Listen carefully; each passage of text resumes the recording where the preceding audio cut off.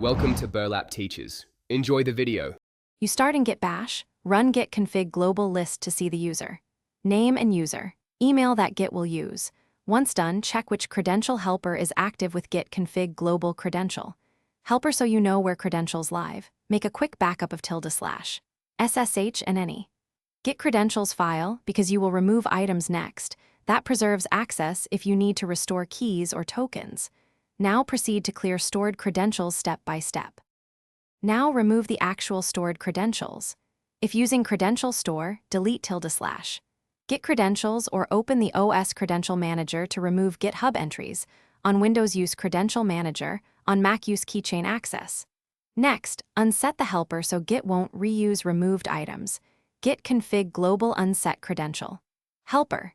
If you used SSH keys for the account, move or delete the corresponding keys in // SSH and remove related entries in // SSH/config. These steps ensure the old account is no longer presented. Finish by verifying removal. Run git config list to ensure no unwanted global identity remains. Then test authentication with SSH-tgit at GitHub. Com or attempt a git push to force a login prompt. If Git asks for credentials, supply the new account or cancel to reconfigure later. If the old account persists, restart your credential helper, sign out of GitHub Desktop or Web Sessions, and clear the OS credential cache. Make sure no repository-level user email overrides are present. This fixes most lingering issues. Thanks for watching. Consider subscribing if this video helped you.